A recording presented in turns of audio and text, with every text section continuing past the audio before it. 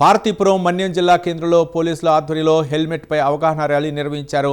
Belgaum church junction నుండి పాత bus stand వరకు హెల్మెట్ పై అవగాహన ర్యాలీని విశాఖపట్నం రేంజ్ ఐజీ గోపీనాథ్ చెట్టి జెండా ఊపి ప్రారంభించారు.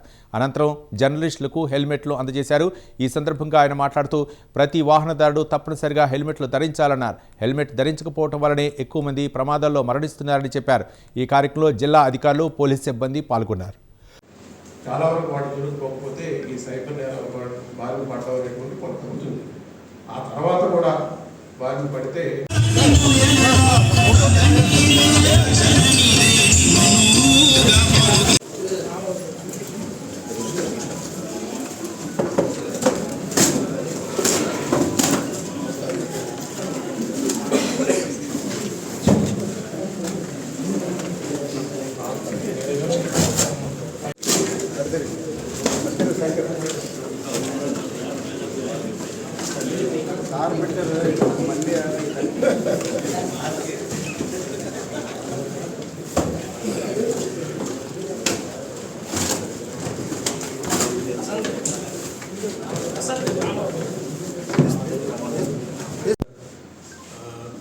తగ్గుదల చూపిస్తుంది సార్. అదప్పుడు ఇది కాకుండా సార్ ఈరోజు అంటే మనకి ఈ జిల్లాకి రోడ్డు ప్రమాదాలు తగ్గుముఖం పట్టినప్పటికీ కూడా ఈ జిల్లాలో ప్రత్యేక పరిస్థితులు, మీకు ఘాట్ రోడ్డు ఎక్కువగా ఉండడం, అదేవిధంగా మారుమూల అంటే రూరల్ ఏరియాస్ ఎక్కువగా ఉండడం, రోడ్స్ కూడా లైటింగ్ ఇట్లాంటి అరేంజ్మెంట్స్ కూడా తక్కువ ఉంటాయి. కాబట్టి ఇక్కడ ఎక్కువగా రోడ్డు ప్రమాదాలు రిపోర్ట్ అయ్యి డెత్స్ కూడా ఎక్కువైనాయి కంపేర్డ్గా మిగతా జిల్లాలతో పోలిస్తే. సో దానికి ఈ ప్రత్యేక కార్యాచరణ రూపొందించి వాటిని తగ్గించాల్సినటువంటి అవసరాన్ని గుర్తించడం, ఆ దిశగా పనిచేయడం జరుగుతుంది.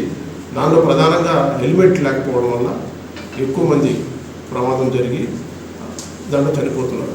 ముఖ్యంగా ఉదయం పనికి వెళ్ళేటప్పుడు, మళ్ళీ సాయంకాలం తిరిగి వచ్చేటప్పుడు హెల్మెట్ లేకపోవడం అనేటువంటిది ఒక ప్రధాన సమస్య.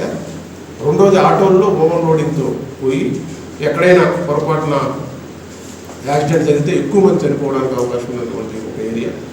దీనిలో డ్రైవర్లు కూడా చాలామంది లైసెన్స్ లేనటువంటి వాళ్ళు డ్రైవింగ్ చేస్తున్నారు, ఈ బొలెరోలు కానీ ఆటోస్ ఇట్లాంటి వాటిని. సో ప్రతి ఒక్కరు కూడా హెల్మెట్ పెట్టుకోవడం అనేటువంటిది కంపల్సరీ. హెల్మెట్తో పాటు ఆ స్ట్రాప్ కూడా పెట్టుకోవాలి. కొంతమంది ఊరికే పైన హెల్మెట్ ధరిస్తున్నారు, ప్రమాదం జరిగినప్పుడు హెల్మెట్ ఎక్కడో ఊరు పడిపోతుంది. మనకు ఆ స్ట్రాప్ పెట్టుకుంటేనే తలకి హెల్మెట్ అంటుకుని ఉంటుంది, ప్రమాదం జరిగినా కూడా అది కాపాడుతుంది.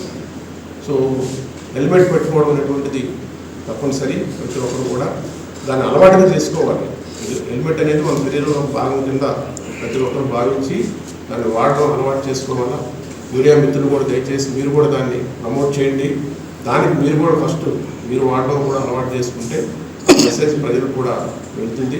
సో దానిలో భాగంగానే ఈరోజు హెల్మెట్ డిస్ట్రిబ్యూషన్ కార్యక్రమం కూడా పెట్టారు.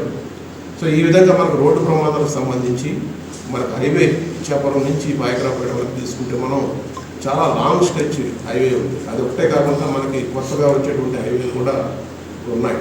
దాంతోపాటు కొన్ని స్టేట్ హైవేలు కూడా కొత్తగా వేయడం వల్ల స్పీడ్ కూడా ఎక్కువగా వెహికల్స్ వెళ్తున్నాయి, ఓవర్ స్పీడింగ్ కూడా జరుగుతూ ఉంది.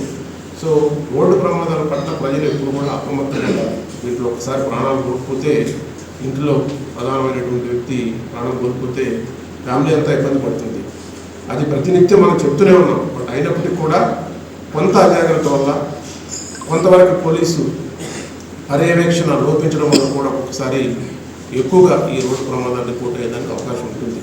సో పోలీస్ డిపార్ట్మెంట్ నుంచి ఎక్కడ కూడా పర్యవేక్షణ లోపం లేకుండా హైవేల పైన, స్టేట్ హైవేల పైన నిరంతరం గస్తీ ఉండేటట్టుగా, ముఖ్యంగా టౌన్లు, ఈ కూడలలో లైటింగ్ అరేంజ్మెంట్స్, దాంతోపాటు సీసీటీవీ ఏర్పాట్లు ఇలాంటివి చేసి నిరంతరం వాటిని పర్యవేక్షిస్తే కొంతవరకు మనం రోడ్డు ప్రమాదాలు తగ్గించవచ్చు. దాంతోపాటు ఈ అవేర్నెస్ ప్రోగ్రామ్స్ ప్రధానంగా రోడ్డుకి అటువైపు ఇటువైపు ఉన్నటువంటి గ్రామాల్లో రోడ్డు ప్రమాదాలకు సంబంధించి రోడ్డు క్రాస్ అయ్యేటప్పుడు తీసుకోవాల్సినటువంటి జాగ్రత్తల మీద వాళ్ళకి అనునిత్యం పదే మనం చెప్పాల్సినటువంటి అవసరం ఉంది. సో ఆ దిశగా అవేర్నెస్ ప్రోగ్రామ్స్ కూడా కండక్ట్ చేస్తున్నాం. ఇంకా చివరగా ఈ సైబర్ నేరాలకు సంబంధించి వస్తే మీకు అందరికీ తెలుసు,